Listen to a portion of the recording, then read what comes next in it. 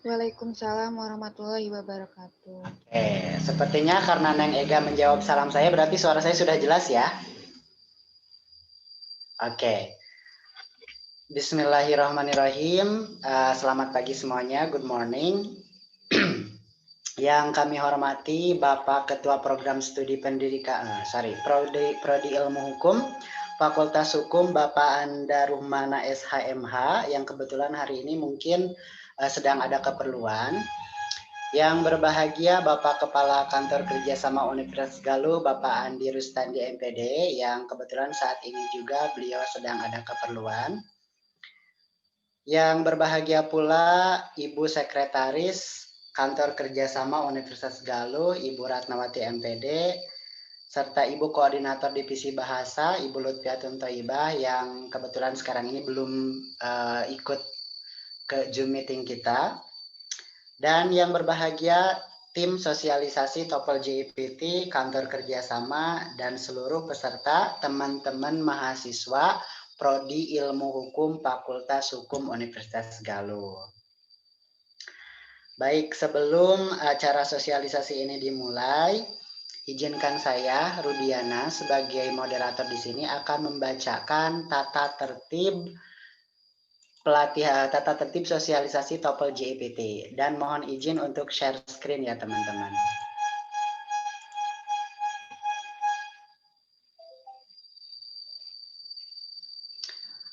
Baik, nah di sini sudah ada tata tertibnya.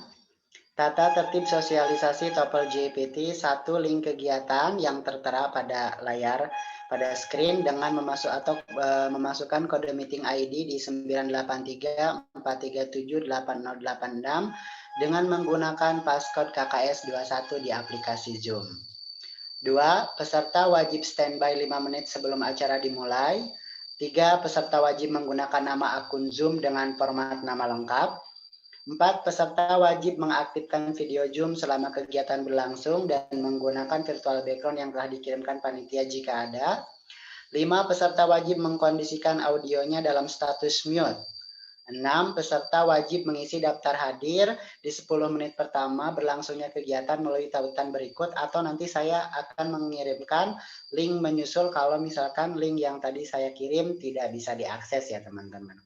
Dan yang terakhir, peserta dapat mengajukan pertanyaan kepada pemateri melalui menu chat. Jadi silakan selama kegiatan ini berlangsung, teman-teman kalau ada yang mau ditanyakan bisa menulis pertanyaannya di kolom chat seperti itu.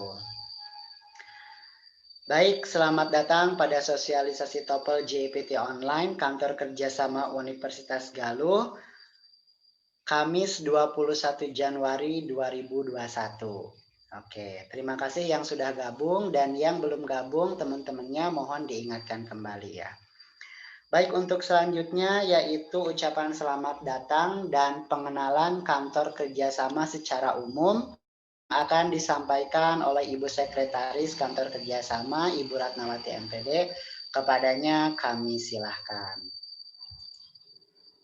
Baik, Assalamualaikum warahmatullahi wabarakatuh. Suara saya terdengar? Waalaikumsalam. Terdengar, Bu. Oke, alhamdulillah. Baik, pada kesempatan kali ini Waalaikumsalam. Terdengar, Bu. baru ya, oke. Pada kesempatan kali ini saya ingin mengucapkan terima kasih yang sebesar-besarnya kepada manajemen Prodi Ilmu Hukum Sarjana Fakultas Hukum Universitas Galuh yang telah memberikan kesempatan kepada kantor kerjasama untuk melaksanakan sosialisasi kegiatan akademik berupa TOEFL JIPT. Nah, sudah sangat umum atau layak untuk disosialisasikan karena ini merupakan salah satu kewajiban yang harus diikuti oleh seluruh mahasiswa program studi di lingkungan Universitas Galuh.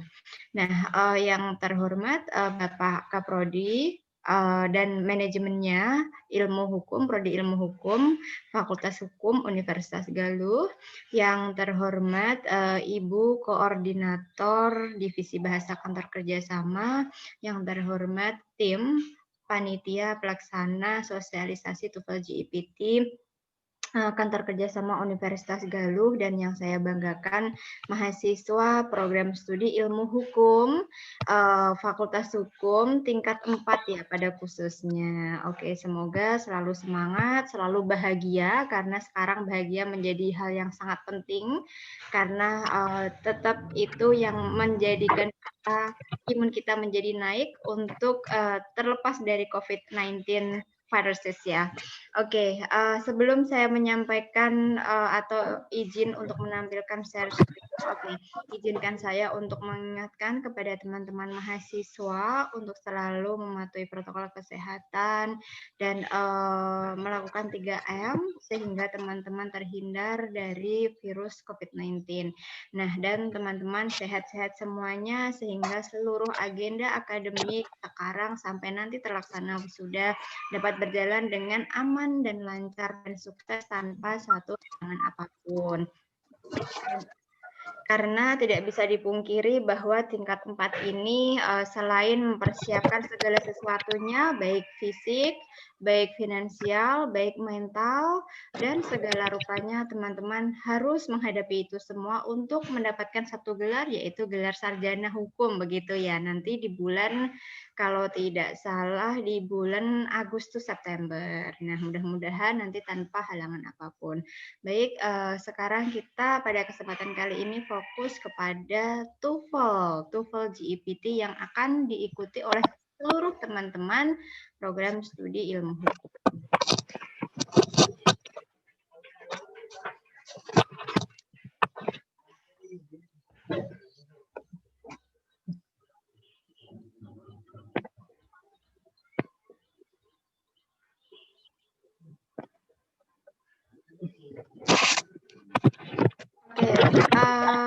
Share screen saya terlihat jelas apa tidak ya? Sudah bisa terbaca? Jelas, Bu. Oke, baik. Terbaca. Baik. Nah, pada kesempatan kali ini, ada beberapa agenda yang akan kita diskusikan bersama. Yang pertama adalah mengenai brief overview atau pengenalan singkat tentang kantor kerjasama. Hal ini penting untuk diketahui oleh teman-teman mahasiswa semua di ilmu hukum, karena apa? Nanti teman-teman akan berkoordinasi, berkonsultasi, dan berkomunikasi dengan tim kita, sehingga nanti teman-teman perlu mengetahui lokasi kami dan pelaksanaan TOEFL GEPT dapat terlaksana dengan baik, walaupun sekarang lebih di-highlight untuk proses konsultasi, koordinasi, dan komunikasi dilaksanakan secara online. Yang kedua adalah nanti kita juga akan membahas sedikit mengapa TOEFL, kan saya bukan mahasiswa bahasa Inggris, biasanya seperti itu ya. Kan sertifikat TOEFL itu kan tes Inggris, kan ada yang seperti itu. Nah, nanti akan kita jelaskan secara general dan secara praktikal. Selanjutnya adalah gambaran umum mengenai TOEFL, karena memang banyak sekali mahasiswa-mahasiswa khususnya tingkat sarjana yang belum mengetahui secara detail TOEFL apa sih nanti yang akan dikerjakan dan jenis TOEFL-nya seperti apa. Baik, yang pertama langsung saja, lokasi kantor kerjasama sebenarnya ada dua. Yang pertama di gedung rektorat dan yang kedua di lantai 3 gedung Pascasarjana. Akan tetapi karena adanya pandemi COVID-19 ini, kami memusatkan seluruh pelayanan mahasiswa di gedung rektorat.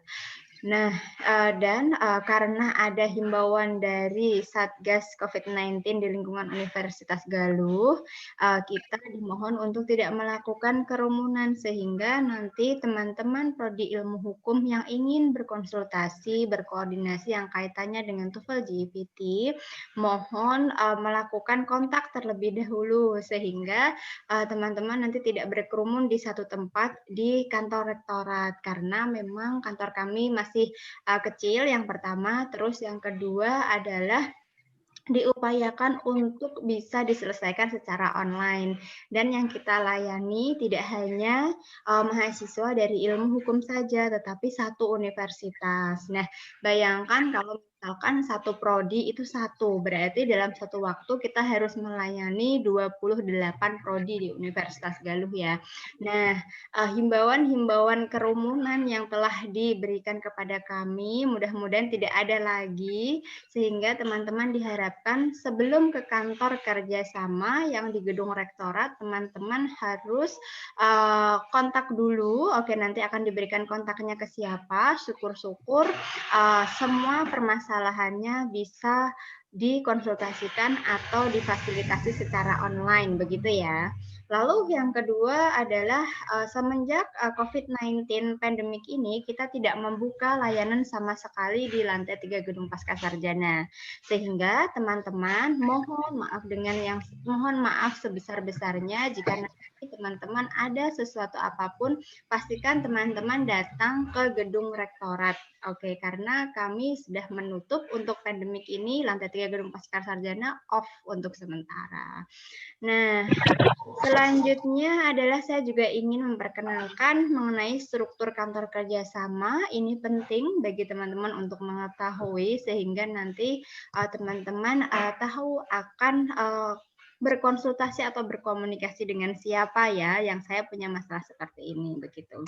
Oke, yang pertama kantor kerjasama itu dimanage oleh seorang kepala dan seorang sekretaris. Nah, kantor kerjasama memiliki 3 divisi. Yang pertama adalah divisi kerjasama yang meliputi kerjasama nasional dan internasional.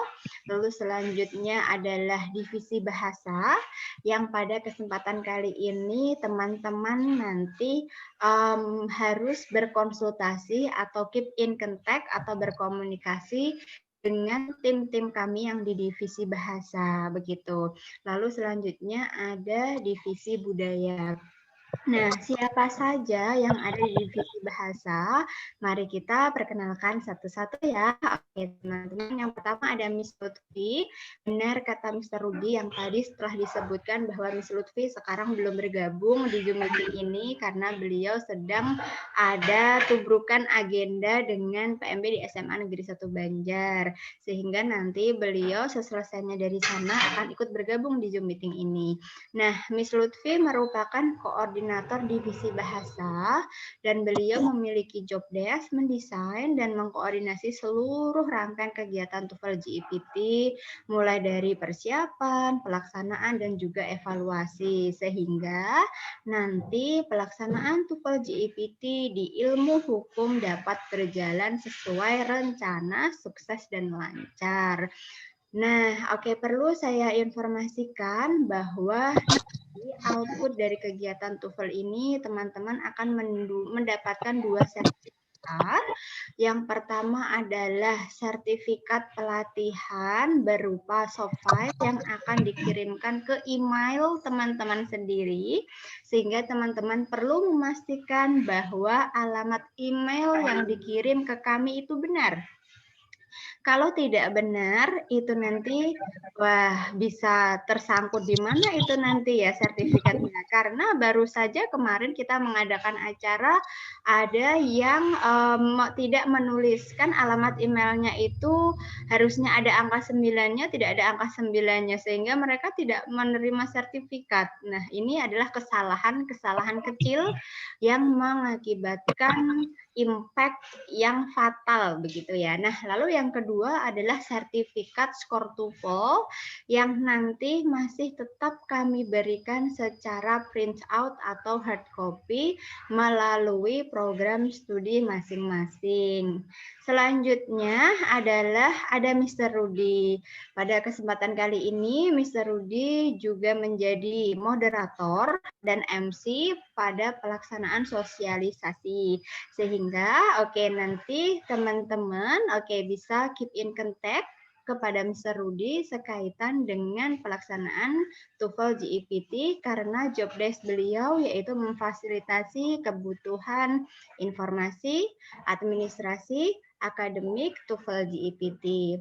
Nah, pada akhir sesi ini juga nanti Mr. Rudi juga akan memberikan link kepada teman-teman prodi ilmu hukum untuk bergabung di WA sehingga seluruh permasalahan, seluruh isu yang hubungannya dengan TOEFL GPT dapat diselesaikan melalui grup WA tersebut ya. Sehingga nanti teman-teman tidak perlu, saya mau ketemu Mr. Rudi, mau ke rektorat. Nah, tidak perlu seperti itu karena sekarang masanya sedang seperti ini. Jadi memang diharapkan kita tidak bertemu dulu. Jadi yang bisa dikerjakan atau bisa diselesaikan melalui online kita selesaikan atau kita fasilitasi secara online seperti itu ya. Lalu selanjutnya ada Mr. Yandi. Nah, job desk Mr. Yandi yaitu memfasilitasi kebutuhan sarana prasarana selama pelaksanaan TOEFL GPT. Nah, jadi Mr. Yandi ada di sini ikut gabung bersama kita, tapi beliau absen karena tapi peran beliau sangat penting sekali karena apa? Beliau menyediakan password ID, passcode, dan mendokumentasikan seluruh rangkaian kegiatan TOEFL GPT teman-teman. Sehingga, teman-teman, nanti yang hari ini tidak dapat mengikuti sosialisasi ini, atau mungkin sinyalnya ada gangguan, dapat melihat tayangan ulang atau rekamannya melalui channel YouTube Kantor Kerjasama dan dokumentasinya juga bisa diikuti pada Instagram kami unigal_kantor kerjasama. Selanjutnya ada Miss Vivi. Miss Vivi memiliki job desk mengecek akurasi kebutuhan peserta tes selama pelaksanaan TOEFL GPT. Nah, ini menjadi sangat penting sekali bagi kita karena apa? Karena accuracy is number one di pelaksanaan TOEFL GPT ya, teman-teman. Nah, bagaimana maksudnya akurasi ini?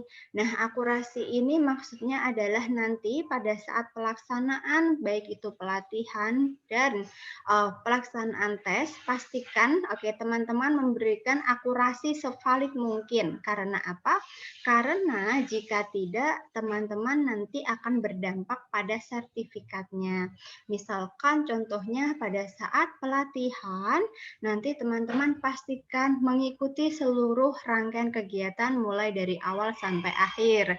Karena jika tidak, mohon maaf sekali kami tidak bisa menerbitkan sertifikat pelatihan. Yang mana sertifikat pelatihan ini menjadi poin plus juga nanti di SKPI teman-teman sehingga memperkaya ya nilai SKPI-nya. Selanjutnya untuk akurasi di skor TOEFL ini menjadi sangat penting sekali karena ada beberapa kasus juga yang kita memberikan sertifikat keliru foto. Jadi namanya ini tapi fotonya ini. Nah, ternyata siapa yang salah? Ternyata yang salah adalah peserta pada saat menginput fotonya. Dia salah sendiri begitu. Nah, ini nanti error-error yang seperti ini mudah-mudahan tidak terjadi di prodi ilmu hukum dan semuanya berjalan lancar dan nanti Mr. Rudi akan menjelaskan secara detail mengenai teknis-teknis praktikal bagaimana biar kita itu nanti mendapatkan kelancaran selama pelaksanaan TOEFL GPT. Lalu selanjutnya ini isu yang sangat menarik. Mengapa harus memiliki sertifikat TOEFL sedangkan teman-teman bukan mahasiswa pendidikan bahasa Inggris atau bukan mahasiswa bahasa Inggris. Nah, teman-teman, TOEFL itu yang gambaran umumnya ya, TOEFL itu memang seharusnya bukan untuk mahasiswa bahasa Inggris, tapi TOEFL itu untuk seluruh orang yang tidak menggunakan bahasa Inggris sebagai bahasa utamanya. Nah, karena ini adalah untuk semua orang, berarti mahasiswa Universitas Galuh, walaupun bukan prodi pendidikan bahasa Inggris, juga wajib harus TOEFL, begitu. Lalu selanjutnya mengapa harus TOEFL? Ini berkaitan erat dengan visi Universitas Galuh, yaitu menjadi universitas yang unggul dan berdaya saing global pada tahun 2030. harapan yang sangat besar sekali bagi universitas atau institusi untuk membekali teman-teman menjadi lulusan yang mampu berdaya saing global. Sehingga kemampuan atau salah satu kompetensi berdaya saing global adalah menguasai bahasa asing. Nah, bahasa asingnya apa? Yaitu bahasa Inggris. Nah, bahasa Inggris biasanya dibuktikan dengan apa? Dengan sertifikat TOEFL. Tidak hanya, apakah hanya sertifikat TOEFL? Tidak. Ada sertifikat IELTS, ada sertifikat TOEIC, ada sertifikat GMAT dan lain sebagainya. Tetapi dari banyak tadi sertifikat-sertifikat yang telah saya utarakan, yang paling representatif, yang paling relate dengan mahasiswa di lingkungan Universitas Galuh adalah sertifikat TOEFL begitu. Nah, selanjutnya dengan adanya visi tadi dan kami kantor kerjasama berupaya untuk mengaktualisasikan, didukung dengan surat keputusan Yayasan nomor 28-JPG-JPG-CMS-5-2015, YPG melalui surat keputusannya memutuskan bahwa harga tes TOEFL GEPT itu 200.000 orang per satu kali. Nah, sehingga nanti teman-teman termasuk harganya pun itu sudah diputuskan oleh pimpinan begitu. Teman-teman fokusnya ke yang nomor 3 ya, nanti karena teman-teman itu akan mengikuti tes yang nomor 3 200.000 begitu. Sehingga jika kita ditanyakan, Miss, itu harganya harus 200.000. Iya, karena memang dari yayasan sudah segitu. Lalu selanjutnya, Miss, apa nggak ada diskon? Kayak gitu. Nah, kami tidak berwenang memberikan diskon karena harga yang menentukan yayasan. Miss, tidak ada cashback karena sekarang sedang corona, begitu. Banyak sekali yang bertanya seperti itu. Mohon maaf karena kami bukan berwenang untuk memutuskan harganya dan memberi diskon, kami hanya melaksanakan. Sehingga teman-teman nanti juga harus mengikuti instruksi yayasan seperti itu ya. Nah, selanjutnya adalah mengapa harus memiliki sertifikat TOEFL. Nah, teman-teman sebenarnya ada banyak sekali nilai plus yang teman-teman dapatkan ketika teman-teman memiliki sertifikat TOEFL. Yang pertama adalah pastinya sertifikat TOEFL itu untuk memenuhi kebutuhan akademik mencapai gelar sarjana. Nah, saya kurang tahu apakah di Fakultas Hukum ini digunakan untuk syarat wisuda, ujian proposal, atau ujian kompre, karena masing-masing prodi memiliki kebijakan. Nah, sehingga ini merupakan jangka pendek. Jadi teman-teman kalau misalkan memiliki sertifikat TOEFL, teman-teman sudah menggugurkan atau memenuhi satu kewajiban untuk mencapai gelar sarjananya, karena kan sudah satu checklist itu, begitu. Lalu yang kedua adalah dengan memiliki sertifikat TOEFL, teman-teman nanti dapat menggunakan sertifikat tersebut untuk melamar kerja, baik itu di BUMN, BUMD, dan Pemda. Nah, ini menjadi isu yang sangat happening sekali, teman-teman. Walaupun teman-teman bukan dari bahasa Inggris, tetapi biasanya baik BUMN, BUMD maupun Pemda suka mensyaratkan di bagian administrasinya itu mampu berkomunikasi baik aktif dan pasif. Nah, kalau misalkan sudah ada persyaratan seperti itu, mau tidak mau teman-teman harus melampirkan kemampuan teman-teman berupa apa? Ya berupa sertifikat. Nah, sertifikatnya apa? Sertifikat TOEFL. Kan tidak mungkin ya teman-teman itu melampirkan video, tidak mungkin melampirkan foto. Nah, nanti ngukurnya gimana sih yang pemilik BUMN dan BUMD-nya? Kan nggak ada. Nah, yang tervalid dan yang bisa menjadi presentasi adalah sertifikat TOEFL begitu. Nah, ini adalah nilai plus yang kedua. Selanjutnya adalah dengan memiliki sertifikat TOEFL, teman-teman nanti bisa nyicil persyaratan jika skornya memenuhi ya. Oke, karena memang skor TOEFL kan beraneka ragam mulai dari yang paling rendah hingga paling tinggi. Melanjutkan kuliah di bidang ilmu hukum. Jika teman-teman ingin melanjutkan S2 di bidang ilmu hukum, khususnya di PTN, sekarang sudah menjadi hal yang sangat normal dan wajar jika teman-teman harus melampirkan sertifikat TOEFL minimal biasanya 450 untuk yang S2 dan 475 untuk yang S3.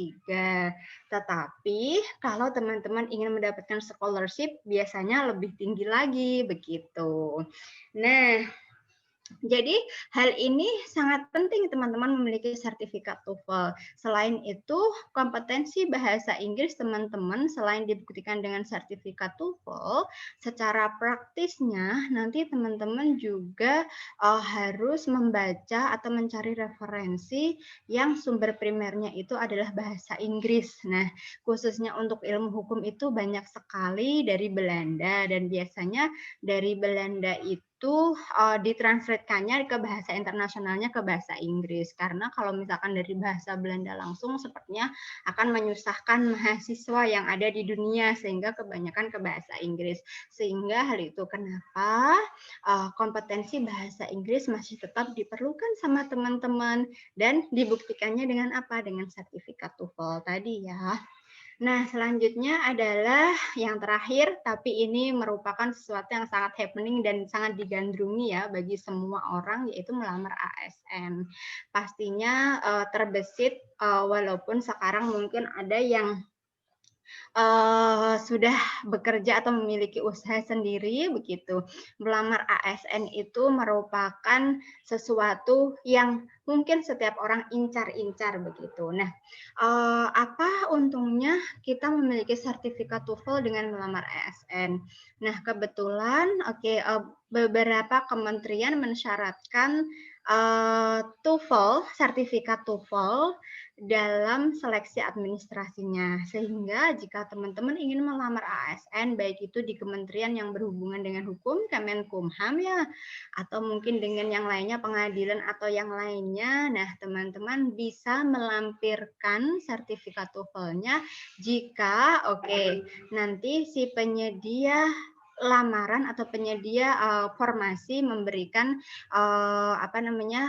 bukti atau list bahwa perlu melampirkan sertifikat TOEFL di sana begitu. Nah, selanjutnya adalah saya akan menggambarkan sedikit atau memaparkan sedikit mengenai TOEFL nih kayak gitu. Nah, sebenarnya ada 3 TOEFL nih teman-teman yang umumnya begitu ya. Yang pertama adalah TOEFL IBT, yang kedua adalah TOEFL CBT, dan yang ketiga adalah TOEFL PBT.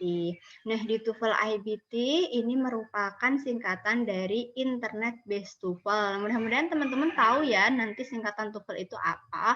Kalau belum tahu nanti Miss Lutfi atau Miss Rudi akan memaparkan lebih detail mengenai TOEFL itu apa sih sebenarnya. Kok Miss Ratna sudah memaparkan IBT, CBT, dan PBT, tapi aku nggak tahu TOEFL artinya sendiri nih, kayak gitu. Nah, TOEFL IBT merupakan singkatan dari IBT-nya merupakan singkatan dari Internet Based TOEFL. Di mana teman-teman pelaksanaannya itu mengandalkan khusus 100% dari internet connection. Nah, si penyedia tes TOEFL dari USA akan memberikan tesnya dari sana, dipantau dari sana, dan kita melaksanakan dari Indonesia dengan pemanfaatan gadget yang ada dan internet connection yang ada. Lalu selanjutnya adalah ada TOEFL CBT, Computer Based TOEFL. Nah, untuk CBT ini mungkin bagi teman-teman yang pernah melamar ASN atau kerja yang lainnya tidak menjadi masalah karena punya pengalaman yang ini ya. Nah, untuk TOEFL CBT sendiri ini sekarang untuk TOEFL malah ditiadakan karena lebih ke IBT. Nah, kalau TOEFL PBT itu adalah paper based TOEFL, di mana pelaksanaannya masih sangat konvensional. Si peserta tes atau siswa diminta untuk mengisi jawaban di lembar jawab dan memberikan lembar soal. Lalu nanti diminta untuk dinilai setelah selesai mengerjakan soal. Nah, dari ketiga tes TOEFL tersebut ada IBT, ada CBT, ada PBT. Lalu mana sih yang akan dikerjakan oleh teman-teman? Oke, nah teman-teman, nanti teman-teman akan mengerjakan namanya TOEFL GEPT. Jadi GEPT itu apa? Merupakan singkatan dari G-nya itu Galuh, E-nya itu English, and then P-nya itu proficiency, T-nya itu test. Jadi TOEFL Lite, oke, tes TOEFL yang dikembangkan dan dikeluarkan oleh Kantor Kerjasama Universitas Galuh melalui beberapa proses akademik sehingga TOEFL tersebut terstandar dan tervalidasi untuk mengukur kemampuan bahasa Inggris teman-teman mahasiswa di lingkungan Universitas Galuh begitu. Jadi, nah, Miss, apakah sertifikat TOEFL GEPT ini bisa digunakan untuk tadi yang di depan dipersyaratkan, seperti itu misalkan untuk melamar ASN, untuk melanjutkan kuliah, untuk melamar pekerjaan. Nah, bisa tergantung pada pemberi formasi pekerjaan. Nah, contohnya adalah begini. Ada beberapa kasus mahasiswa dari Fakultas Hukum juga menggunakan TOEFL GEPT ini digunakan untuk studi banding dengan pemerintah kepolisian Australia. Nah, kan sebenarnya walaupun sebenarnya tujuan TOEFL GEPT ini untuk memenuhi kebutuhan akademik ya, yaitu untuk syarat kelulusan tadi ya, bisa dibilang seperti itu, tapi ada poin plusnya. Nah, apakah bisa digunakan untuk melamar kuliah atau melanjutkan kuliah S2? Tergantung juga ke kampus yang nanti akan dituju. Dia atau kampusnya meminta TOEFL prediction boleh nggak? Kalau misalkan boleh, TOEFL GEPT bisa dilampirkan. Tetapi kalau dalam persyaratannya diminta misalkan TOEFL-nya harus berasal dari ITS, Educational Testing Service, berarti TOEFL GEPT tidak bisa digunakan. Terus bisa digunakan untuk melamar ASN tidak? Nah, tergantung nanti di persyaratannya. Karena, 2 tahun yang lalu TOEFL GEPT mahasiswa FE ada yang lolos PNS atau ASN dengan menggunakan TOEFL GEPT karena dia di BKN, Badan Kepegawaian Negara, dan boleh menggunakan TOEFL Prediction Test. Nah, ini bisa digunakan. Berbeda dengan mahasiswa FISIP, tidak bisa digunakan karena pada Kementerian Hukum dan HAM mensyaratkan TOEFL-nya dari Educational Testing System, begitu ya. Nah, ini nanti teman-teman mohon jeli, mohon dilihat kembali bagaimana penyedia formasi lamaran menyebutkan TOEFL-nya itu TOEFL apa begitu. Nah, lalu nanti kita itu melaksanakan tes TOEFL-nya bagaimana? Kan tadi tidak boleh secara berkerumun, tidak boleh ke kampus begitu ya. Nah, nanti kita itu melaksanakan tes TOEFL-nya, tadi itu kan ada internet base, ada komputer base, ada paper base ya. Sebelum pandemik yang pas dulu kita masih bisa tatap muka, kita masih menggunakannya dengan menggunakan paper base. Jadi teman-teman bisa mengerjakan TOEFL di lantai 3 pasca sarjana. Akan tetapi karena pandemik ini, teman-teman harus mengerjakan melalui online. Nah, nanti teman-teman mohon dengan sangat kerjasamanya untuk menyiapkan seluruh kebutuhan untuk mengerjakan TOEFL GEPT secara online yang secara praktikal dan secara teknis Mr. Rudi akan membahasnya nanti kebutuhan-kebutuhannya apa saja, begitu ya. Lalu sebelum saya mengakhiri, saya ingin memberikan satu pengalaman atau beberapa pengalaman dari peserta tes yang terdahulu, yaitu permasalahan-permasalahan yang sering dihadapi, sehingga nanti teman-teman dapat menjadikan lesson learn ya, atau mungkin call for betterment sehingga teman-teman tidak melaksanakan itu. Yang pertama adalah internet connection. Nah, pastikan teman-teman memiliki koneksi internet yang cukup untuk melaksanakan tes dan mengerjakan soal-soal sebanyak 140 soal selama hampir 2 jam begitu. Itu yang pertama. Yang kedua adalah jika teman-teman sudah memiliki kuota, sudah memiliki internet connection, pastikan di daerahnya tidak susah sinyal. Karena kalau misalkan teman-teman memiliki kuota, sudah memiliki internet connection, tapi daerahnya susah sinyal, sama, itu juga menghambat. Yang ketiga adalah pastikan device yang dipakai, baik itu laptop, baik itu mobile phone, harus memiliki memori yang cukup, karena kalau misalkan tidak, itu akan menghambat nanti teman-teman memutar audio dan melihat gambarnya pada saat tes begitu. Nah, hal-hal yang seperti itu sebenarnya teknis, tapi ini sering kami jumpai pada saat pelaksanaan tes TOEFL di COVID-19 pandemic ini, sehingga kita bisa belajar banyak. Miss, ini nggak bisa, tapi ternyata ternyata internet koneksinya tidak ada, seperti itu. Jadi lelucon bagi kami, tapi itu nyata adanya. Nah, sehingga teman-teman dari Fakultas Hukum tidak kejadian seperti itu ya. Baik, terima kasih atas waktunya. Itu adalah sekapur sirih mengenai kantor kerjasama dan TOEFL GEPT. Apabila ada pertanyaan, mohon di-share melalui chat box. Dan waktu saya kembalikan kepada Mr. Rudi sebagai MC. Wabillahi taufiq wal hidayah. Wassalamualaikum warahmatullahi wabarakatuh. Waalaikumsalam warahmatullahi wabarakatuh. Baik, terima kasih Miss Ratna yang sudah menyampaikan dan sudah mengucapkan selamat datang kepada teman-teman dan mengenalkan secara umum kantor kerjasama sekaligus sekapur sirihnya tentang TOEFL ya teman-teman. Nah, untuk selanjutnya yaitu materi sosialisasi yang akan disampaikan oleh Ibu Koordinator Divisi Bahasa, Ibu Lutfiatin Thaibah, yang kebetulan sekarang sudah hadir, sudah gabung di sini. Waktu dan tempat kami silahkan kepada Miss Lutfi. Oke, selamat pagi teman-teman. Assalamualaikum warahmatullahi wabarakatuh. Waalaikumsalam warahmatullahi wabarakatuh. Yang terhormat manajemen Prodi Ilmu Hukum Fakultas Hukum Universitas Galuh, kemudian Kepala Kantor Kerjasama, Ibu Sekretaris Kantor Kerjasama, juga rekan-rekan dari Divisi Bahasa. Tidak lupa teman-teman mahasiswa dari Prodi Ilmu Hukum Fakultas Hukum Universitas Galuh.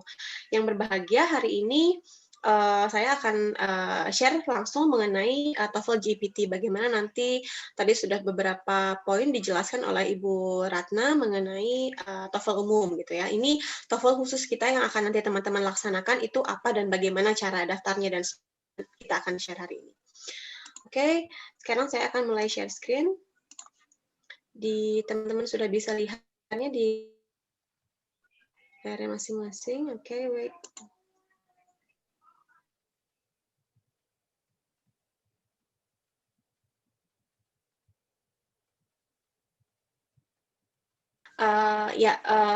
Kita bernaung di kantor kerjasama Universitas Galuh. Tadi sudah dijelaskan di mana tempatnya, jadi teman-teman tidak akan kesulitan lagi jika nanti membutuhkan informasi mengenai kantor kerjasama. Nah, TOEFL GEPT itu adalah TOEFL yang khusus dikembangkan oleh kami dari Divisi Bahasa Kantor Kerjasama yang berkepanjangan dari Galuh English Proficiency Test. Jadi ini memang asli produksi kami, juga memang kami melakukan koordinasi atau kolaborasi dengan beberapa universitas negeri maupun swasta terkemuka mengenai pengembangan soal TOEFL GEPT ini. Oke, nah outline presentasinya pentingnya TOEFL tadi sudah dibahas oleh Pak Bu Ratna, kemudian informasi pelaksanaan pelatihan dan tes, dan dibahas juga cara pendaftaran. Oke, setelah itu tata tertib tes. Oke, dilanjutkan dengan tata tertib pengambilan sertifikat. Ya, kita mulai tanpa panjang lebar. Tadi teman-teman mungkin ada di sini ingin ada yang berkeinginan melanjutkan studi ke jenjang yang lebih tinggi, misalnya ke universitas negeri atau swasta yang ada di Indonesia. TOEFL juga menjadi salah satu syarat yang harus dilampirkan. Oke. Atau gimana kalau mau melanjutkan keluar? Juga sangat relevan, apalagi ke luar negeri begitu ya, menggunakan sertifikat TOEFL. Nah, terus bagaimana Bu kalau saya tidak berminat melanjutkan studi, baik itu di dalam negeri maupun di luar negeri, saya inginnya bekerja. Oke. Ada beberapa prospek pekerjaan yang bisa teman-teman ambil setelah nanti lulus dari prodinya, ilmu hukum. Oke. Ada bisa mengambil pekerjaan atau mencari pekerjaan dari bidang hakim, kemudian jaksa, juga pengacara, notaris ya. Notaris ini merupakan salah satu pekerjaan yang menurut saya ringan tapi apa ya? Tapi lumayan menjanjikan menurut saya. Oke, kemudian staf legal di perusahaan juga, dan ini PNS atau staf di kementerian. Nah, kesemuanya ini biasanya ada kepentingan kebahasaan, yaitu dari dibuktikan dengan kemampuan kebahasaan melalui sertifikat TOEFL. Nah, tadi memang menjadi isu yang sangat menggiurkan gitu ya, ketika teman-teman mendaftar ASN atau PNS gitu ya. Ada dari beberapa kementerian yang ada di Indonesia di sini pada CPNS tahun 2018, oke, ada beberapa kementerian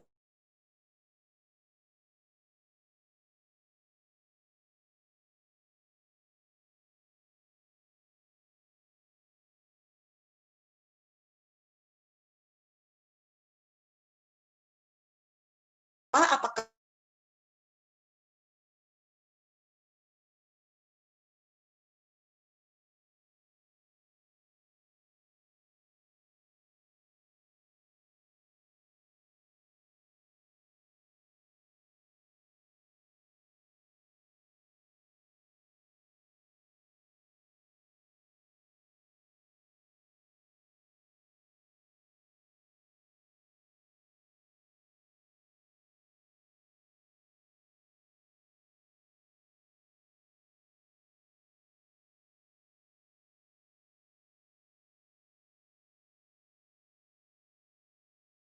Oke, teman-teman, apakah mendengar suara saya? Mendengar, Pak. Dengar, Pak. Sepertinya koneksi dari Miss Lutfi-nya agak terganggu ya, teman-teman. Mohon ditunggu sebentar, saya akan menghubungi beliaunya ya. Baik.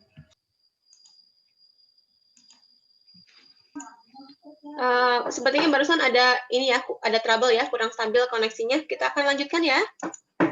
Oke.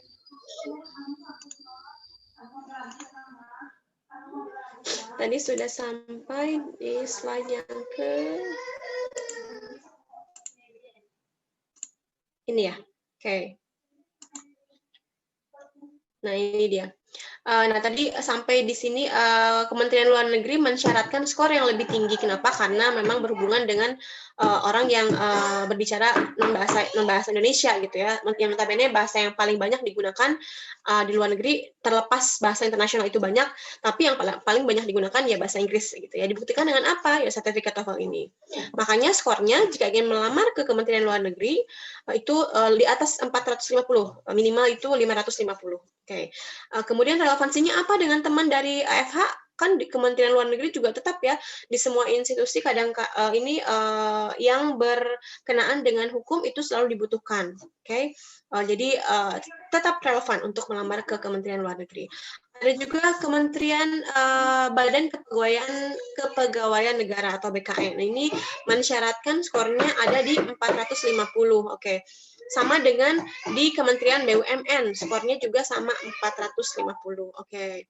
Nah, kemudian ada juga kementerian yang lain Kemenpan RB ya, Kemenpan itu Kementerian Pemberdayaan Aparatur Negara dan Reformasi Birokrasi, skor TOEFL-nya sama minimal 450. Kementerian PUPR juga sama 450. Namun tadi pertanyaan yang terakhir itu apakah sertifikat TOEFL yang dikeluarkan oleh kantor kerjasama itu bisa dipakai atau tidak? Ini jawabannya. Itu tergantung dengan institusi atau kementerian yang teman-teman nanti akan lamar gitu. Dibaca baik-baik persyaratannya, disesuaikan dengan kebutuhannya. Nah, kalau kita baca di syarat Kemenpan RB, oke, kita baca yang paragraf kedua ya. Sedangkan pelamar formasi cum laude minimal skor TOEFL diperbolehkan TOEFL prediction 450. Nah, yang namanya TOEFL prediction itu setara dengan TOEFL Lite. TOEFL Lite itu yang kami punya, yang kita punya adalah TOEFL GPT. So, saya percaya bahwa untuk jenis untuk institusi ini itu bisa dilampirkan sertifikat dari kantor kerjasama karena dia diperbolehkan TOEFL prediction gitu. Jadi setara TOEFL Lite. Nama setara TOEFL Lite test yang setara TOEFL Lite itu bermacam-macam di tiap universitas.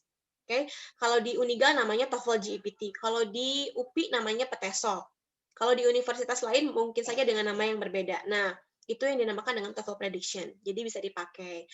Beda lagi dengan Kementerian PUPR. Kalau kita baca Kementerian PUPR itu dengan skor di paragraf kedua ya, sertifikat kemampuan bahasa Inggris dikeluarkan oleh ETS, Educational Testing Service, oke, dengan skor minimal 450 TOEFL ITP. Nah, kalau ini harus TOEFL ITP memang yang dikeluarkan oleh ETS. Jadi, automatically sertifikat yang dikeluarkan oleh kami biasanya tentu saja tidak akan terpakai. Jadi, pintar-pintar teman-teman nanti membaca syarat dari kementerian atau institusi yang mencari pekerja begitu.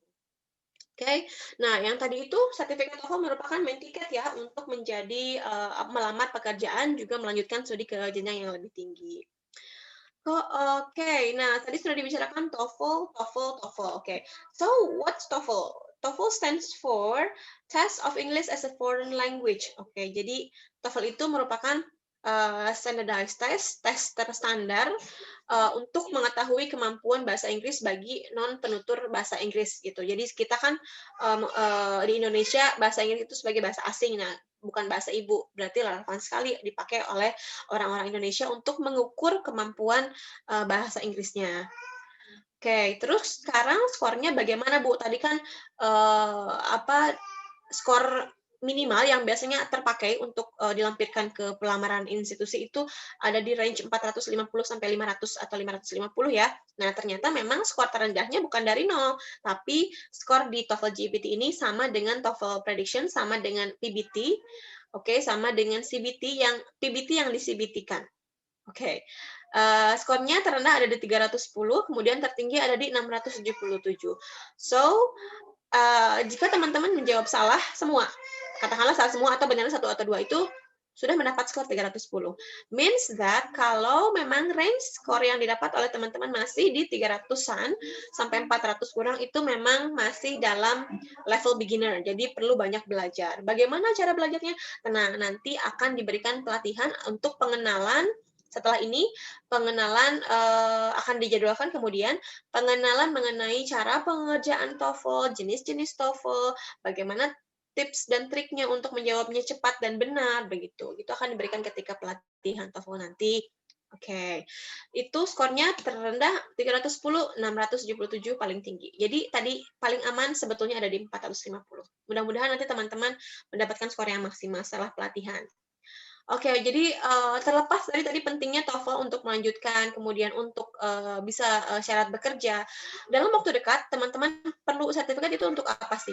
Oke, jadi Universitas Galuh, teman-teman patut berbangga karena pimpinan Universitas Galuh ingin membekali mahasiswanya ketika lulus itu sesuatu yang lebih dibandingkan dengan selain dari ijazah begitu ya S1.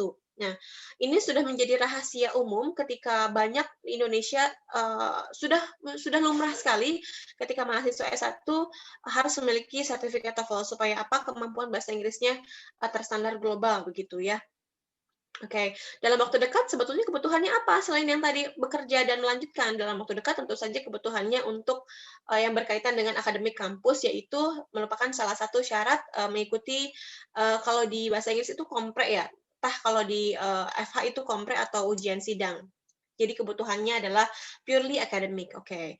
So sudah dapat sertifikatnya, terus berlakunya sampai kapan? Apakah bisa seumur hidup? Oke, jawabannya adalah tentu saja tidak.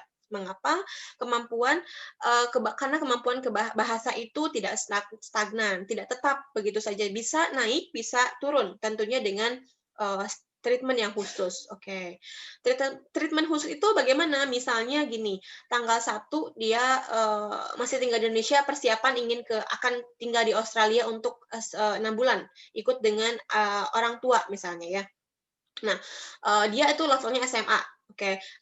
Karena untuk syarat melanjutkan ke sekolah yang ada di Australia, dia harus tes TOEFL dulu. Ternyata tes TOEFL skornya ada di 450, berarti cukup lah ya, 450. Kemudian dia setelah melaksanakan penyelesaian studi SMA-nya di sana di Australia, terus kembali lagi ke Indonesia, dia ingin melamar ke atau setelah beberapa lama, karena 2 tahun sudah habis ya, 2 tahun sudah habis, ingin tes lagi. Ternyata karena dia sudah dapat treatment khusus selama di Australia itu, dia tes lagi dengan skor yang 550 itu mungkin sekali. Namun jika treatment-nya hanya standar, jika hanya bisa belajar misalnya terus ikut training begitu ya, trainingnya yang tidak intensif, hanya 1 atau 2 kali, itu that's impossible to lift your atau to boost your score TOEFL. Jadi tidak mungkin naiknya 100 atau 50 ya. Yang standar itu yang memungkinkan, yang lazim menurut teori juga dikatakan bahwa antara 20 sampai 30 sudah maksimal sekali naiknya. Mungkin turun, sangat mungkin turun. Oke. Jadi berlakunya adalah berapa lama? Tadi berlakunya adalah 2 tahun setelah pelaksanaan tes. Jika teman-teman tes tanggal 1 Januari 2021, berarti nanti expired date-nya, sertifikat itu bisa terpakai sampai tanggal 1 Januari di tahun 2023. So, untuk mungkin 2 tahun ke depan, jika ingin melamar sebagai ASN dengan kementerian yang mensyaratkan TOEFL prediction, itu bisa dipakai. Selain memang terpakai untuk syarat sidang, skripsi, atau kompre. Oke, terus bagaimana buat sekarang kan teman-teman harus mengikuti tesnya nih. Tahap apa yang harus dilakukan untuk pertama kali? Oke, yang pertama tentu saja teman-teman harus melakukan pembayaran TOEFL ini ke rekening BNI atas nama Yayasan Pendidikan Galuh. Nomor rekeningnya tercantum di slide, kemudian jumlahnya berapa menurut tadi sesuai dengan apa yang dilampirkan di slide-nya Ibu Ratna, itu sesuai dengan keputusan yayasan ya, Rp200.000. Oke, terus cara pembayarannya bagaimana? Cara pembayarannya bisa langsung ke bank, atau bisa juga melalui transfer ATM, atau bisa juga dengan mobile banking. Namun yang saya sarankan adalah yang pertama dan ketiga, langsung ke banknya atau mobile banking saja. Kenapa? Karena ATM banyak yang sekarang beberapa ATM yang sudah tidak mengeluarkan bukti transaksinya, gitu ya. Dan juga jika memang, karena nanti dibutuhkan ketika pengambilan, karena akan dikumpulkan bukti aslinya, bukti pembayaran dari ATM itu biasanya pudar. Oke, jadi lebih disarankan yang mobile banking dengan membayar langsung. Namun memang karena perlu dokumentasi, semuanya itu harus didokumentasikan di foto untuk kebutuhan nanti Google Form. Oke, setelah itu tahap yang kedua adalah mempersiapkan foto yang berlatar belakang merah. Oke, ukurannya 3x4 dan itu maksimal ukurannya ada 10 MB JPG ya. Tidak ada yang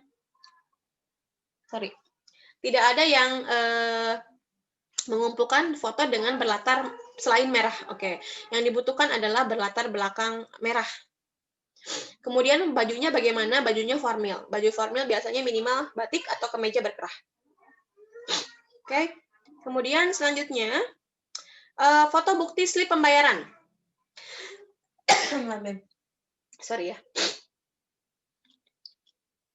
Oke, yang tadi sudah dilakukan di tahap pertama, membayar melalui ATM atau ke bank langsung atau mobile banking kan di foto. Nah, itu ukurannya maksimal 10 MB. Oke, dalam bentuk JPG. Setelah itu, setelah foto siap, kemudian setelah bukti pembayaran sudah didokumentasikan, teman-teman harus melakukan pendaftaran di website ya. Bagaimana caranya? Bisa dilihat di sini. Teman-teman bisa langsung masuk ke Chrome-nya atau ke web Uniga dengan cara mengetik di URL bar-nya uniga.ac.id atau uniga.ac.id.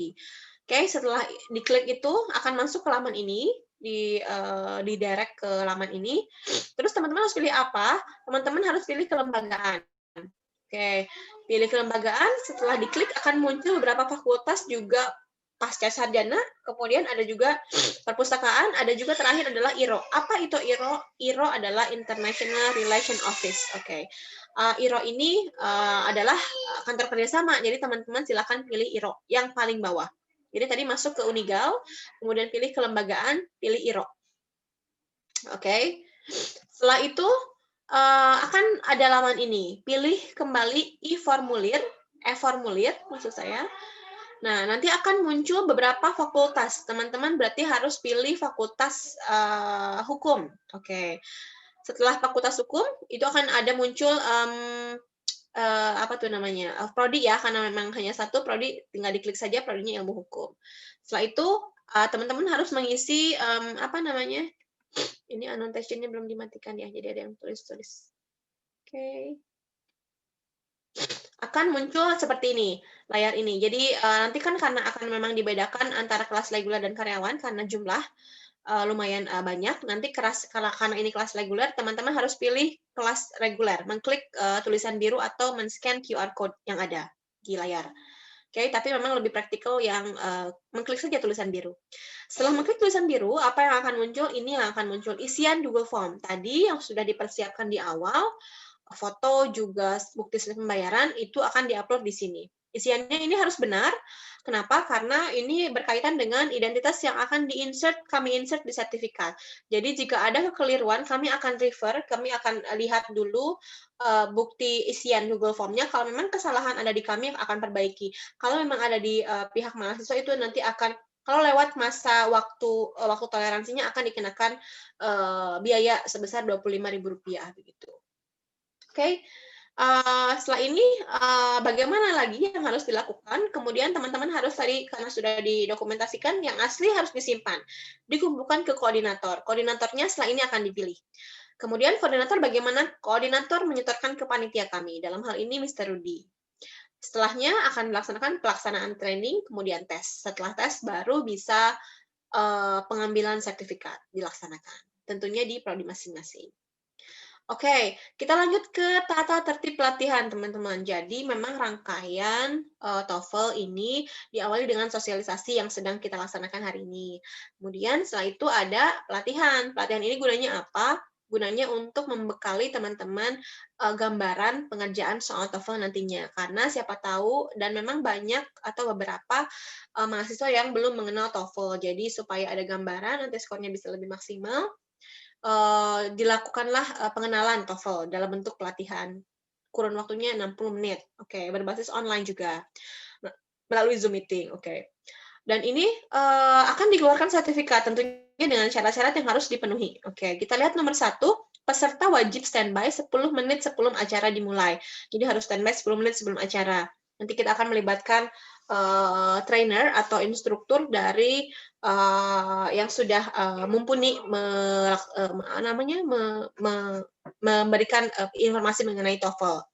Kemudian peserta wajib menggunakan nama akun Zoom dengan format nama lengkap. Nah, ini karena biasanya kalau ada yang online dari handphone, kemudian belum sempat di-rename, namanya biasanya nama handphonenya atau nama gadgetnya.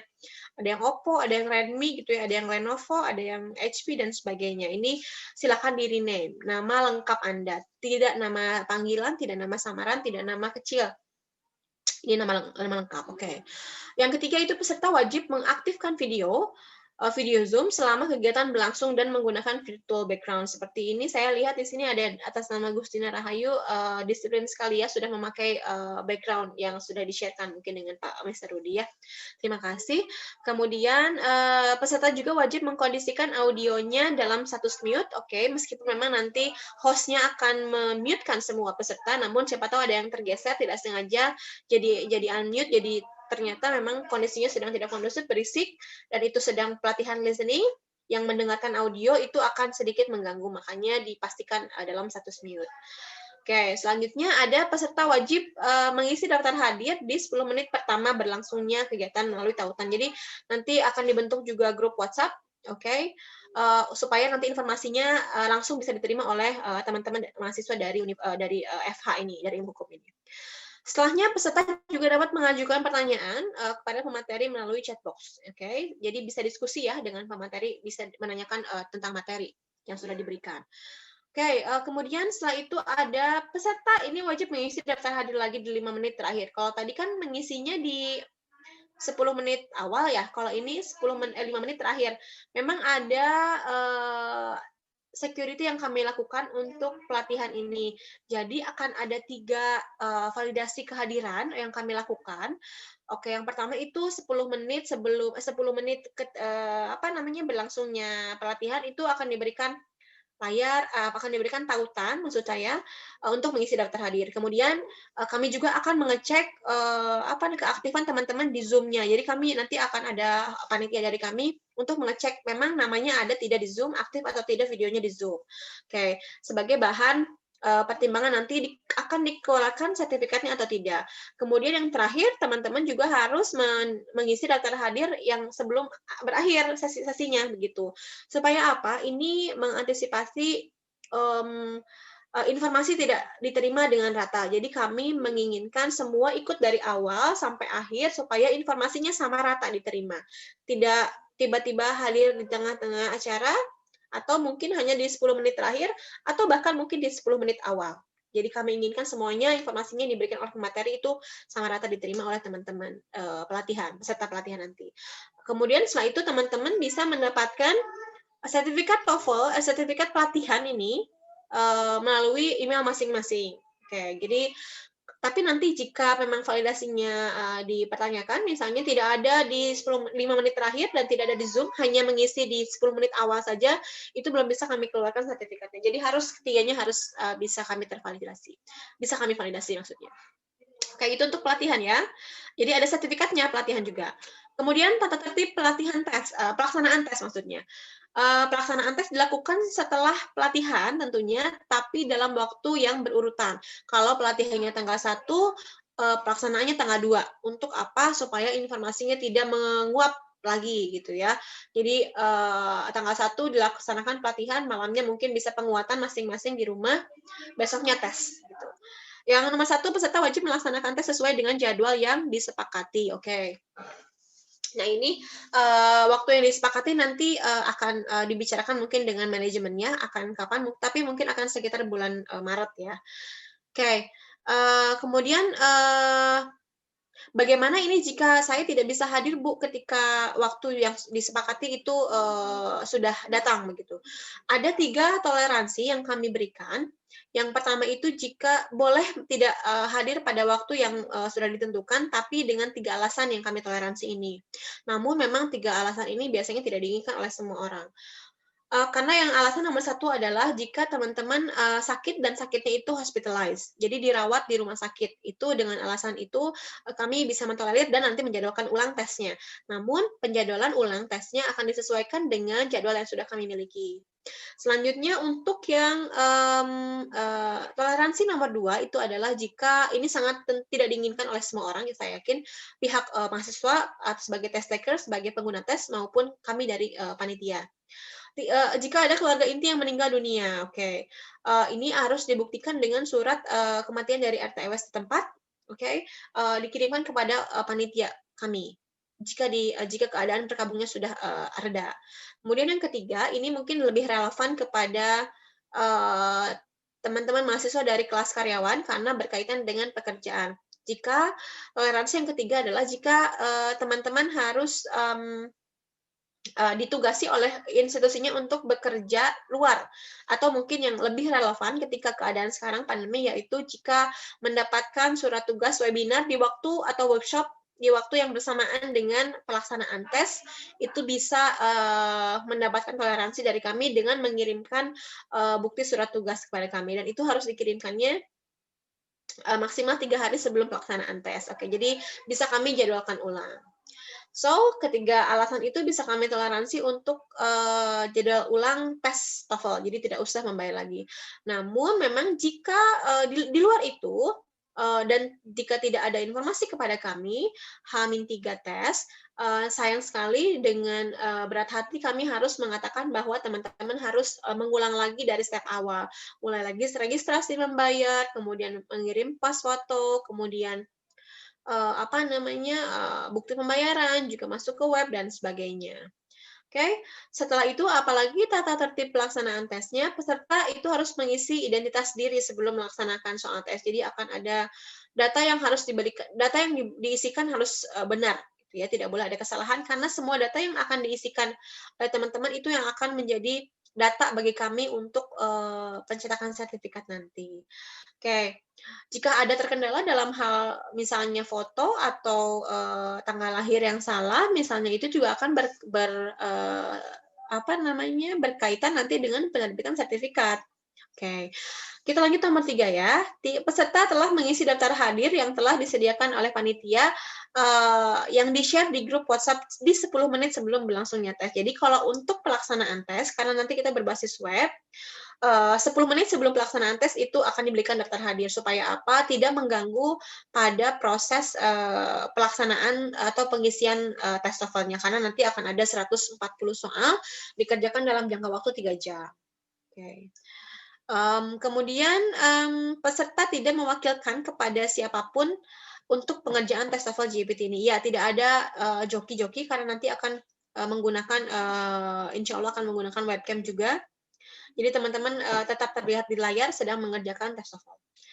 Oke, kemudian selanjutnya jika terbukti mewakilkan, karena kan nanti sudah mengirim foto ya, kami akan cross check begitu fotonya sesuai tidak dengan orang yang mengerjakan, sertifikat tidak akan diterbitkan. Yang ini sertifikat skornya, oke.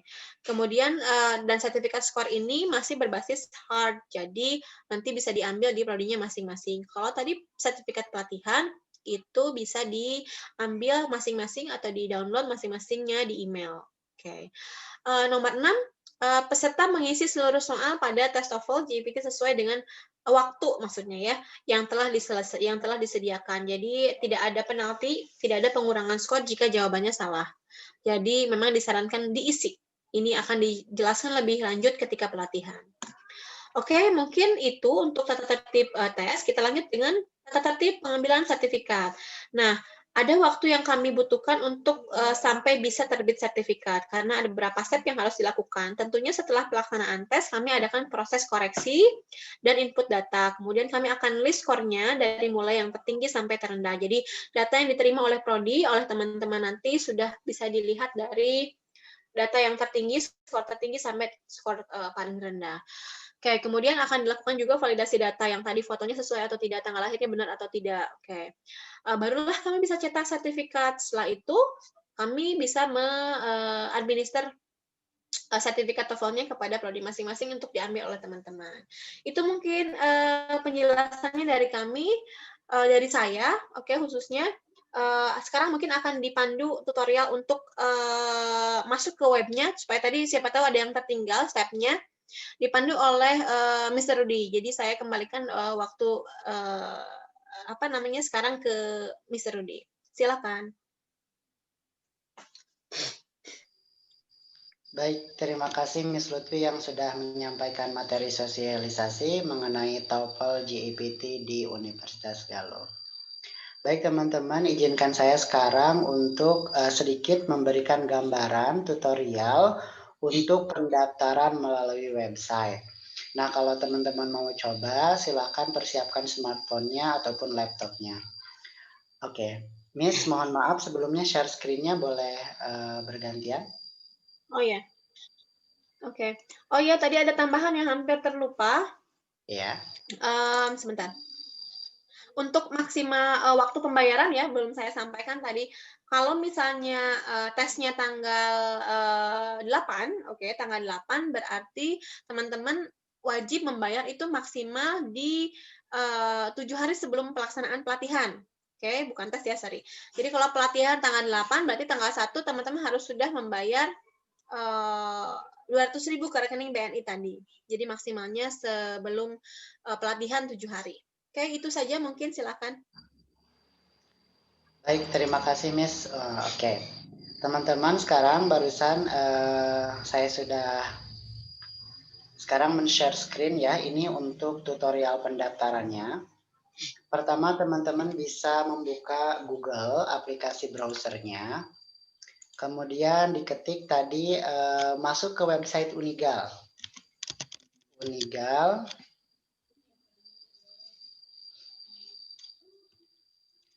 unigal.ac.id ya.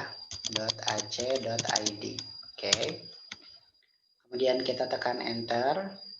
Mohon maaf sebelumnya kalau misalkan ini agak loading karena koneksinya yang kurang stabil. Nah, pastikan teman-teman untuk nanti pelatihan dan tes koneksinya harus stabil ya, supaya tidak nge-lag dan loading.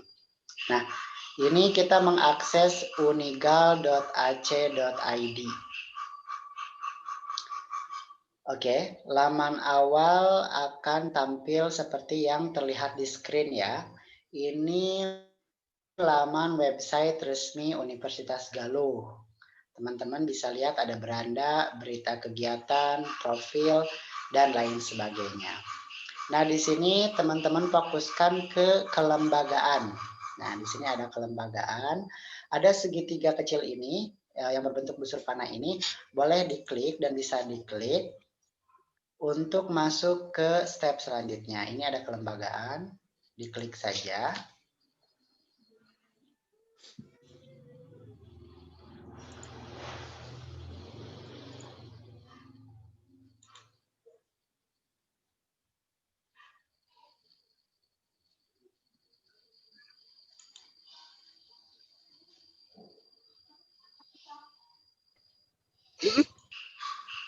Oke, di sini ada yang paling bawah teman-teman ada International Relation Office atau ini bisa diklik. Nah, setelah teman-teman klik ini akan diarahkan dan dibawa ke new tab atau laman baru ya, menuju ke address iro.unigal.ac.id. Nah, ini website resmi International Relations Office, kantor kerjasama Universitas Galuh. Nah, teman-teman di sini cari yang e-formulir. Nah, di sini ada e-formulir.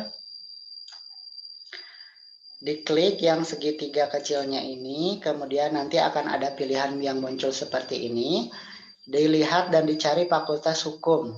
Nah, Fakultas Hukum di sini ada, kemudian prodinya Ilmu Hukum diklik. Nah, sekarang teman-teman akan dibawa ke registrasi, form registrasi, link yang harus diisi. Nah, di sini akan ada tampilan seperti ini teman-teman, ada kelas reguler dan ada kelas karyawan. Ini yang tulisan biru ini teman-teman bisa klik ya. Contoh yang ini, pendaftaran TOEFL JEPT FH kelas reguler. Ini bisa diklik. Nah, ketika diklik, teman-teman akan dibawa ke new tab atau laman baru. Nah, di laman baru ini, teman-teman bisa mulai mengisi pelatihan. Nah, form registrasi pelatihan dan tes TOEFL JEPT. Nah, di sini teman-teman melengkapi identitas diri, mengisi formulir registrasinya. Nah, di sini apa saja yang harus diisi? Ada nama lengkap, silahkan nanti diisi nama lengkapnya. Kemudian ada nomor induk mahasiswanya, NIM-nya dimasukkan, jenis kelamin, tanggal lahir, dan lain sebagainya. Kemudian ke bawahnya ada nomor handphone atau WhatsApp, alamat email aktif, pas foto 3x4 yang sudah tadi disebutkan syarat-syaratnya ya, yang harus berlatar belakang merah, ukuran 3x4, tidak lebih dari 10 MB untuk ukurannya. Bukti pembayaran yang tadi teman-teman sudah disampaikan pula oleh pemateri, Kalau sudah menerima slip pembayaran, baik itu dari bank langsung ataupun transfer, itu mohon diamankan dan didokumentasikan. Nah, dokumentasinya diupload ke registrasi ini. Jadi nanti datanya ada di kami seperti itu. Kemudian terakhir klik kirim atau submit yang ada di ujung sini ya, seperti itu.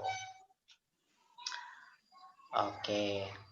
Mudah-mudahan cukup jelas ya teman-teman. Nanti kalau ada yang ditanyakan mengenai tutorial pendaftaran, video tutorial pendaftarnya sudah kami upload ke YouTube kami. Nanti juga teman-teman bisa menonton ulang tayangan sosialisasi ini di official KKS Unigal di channel YouTube kami. Oke, jadi tidak hanya menonton ya, nanti boleh di like, di komen juga, dan di subscribe. Seperti itu teman-teman. Kalau ada yang mau bertanya, silakan pertanyaannya ditulis di kolom komentar. Oke, cukup jelas ya. Baik, untuk selanjutnya yaitu penentuan koordinator ya, Miss. Oke, di sini kami akan meminta satu orang yang akan menjadi koordinator, di mana koordinator di sini tugasnya simpel sekali, hanya menjadi informer sih ya. Nanti saya akan memberitahukan informasi apa yang harus dilakukan, misalkan perihal TOEFL, nanti si koordinator itu menyampaikan ke teman-temannya yang lain. Saya bantu juga di sini dengan adanya grup diskusi WhatsApp. Jadi teman-teman perihal TOEFL GEPT bisa didiskusikan dan ditanyakan di grup WhatsApp. Linknya saya akan kirimkan di kolom chatbox ya teman-teman. Silakan teman-teman masuk ke join ke grup WhatsApp. Linknya ada di kolom chat. Bisa diakses untuk link gabung ke grup WhatsApp-nya. Baik, untuk koordinatornya. Nah, di sini siapa yang akan menjadi koordinator dari kelas reguler? Oke, siapa yang akan menjadi koordinatornya? Oke, izin masuk ya. Sekarang kami membutuhkan satu nama untuk perwakilan agar nanti kami bisa menghubungi teman-teman gitu yang lainnya. Jadi informasi akan lebih dulu nyampe ke koordinator ini. Siapa nih, ada yang menyarankan Gustina Rahayu aja Pak? Oke, Gustina Rahayu ada? Oh ini ya, ada ya. Oke, Gustina Rahayu bersedia? Bersedia ya? Siap, Bu. Oke. Nah, oke. Berarti Neng Gustina silahkan menyimpan nomor WhatsApp-nya di kolom chat ya. Baik, Pak. Oke. Untuk selanjutnya pelaksanaan pelatihan Dantes ini sepertinya ini akan dikoordinasikan ke Prodi terlebih dahulu ya. Ya, ini mungkin waktunya akan dikoordinasikan terlebih dahulu dengan prodinya, dengan manajemen prodinya. Namun incaran atau kisaran tanggal akan mungkin di awal Maret begitu. Jadi teman-teman punya waktu sekitar kurang lebih 1 bulan untuk mempersiapkan dari segi kebutuhan registrasinya mungkin ya. Oke. Itu mungkin dari saya. Mangga dikembalikan lagi ke Mr. Rudi. Baik, nah teman-teman, rencana pelaksanaan pelatihan Dantes itu akan dilaksanakan bulan Maret ya rencananya. Nanti untuk deadline pendaftaran dan pembayaran akan diinfokan di grup diskusi WhatsApp. Jadi itu ada H-7 sebelum pelaksanaan pelatihan Dantes, teman-teman harus sudah membayar dan mendaftar seperti itu ya. Nanti akan diinformasikan di grup WhatsApp. Baik, silakan kalau ada pertanyaan tulis di kolom chat. Kalau tidak ada tambahan dari Miss Lutfi atau Miss Ratna barangkali? Dari saya cukup sepertinya.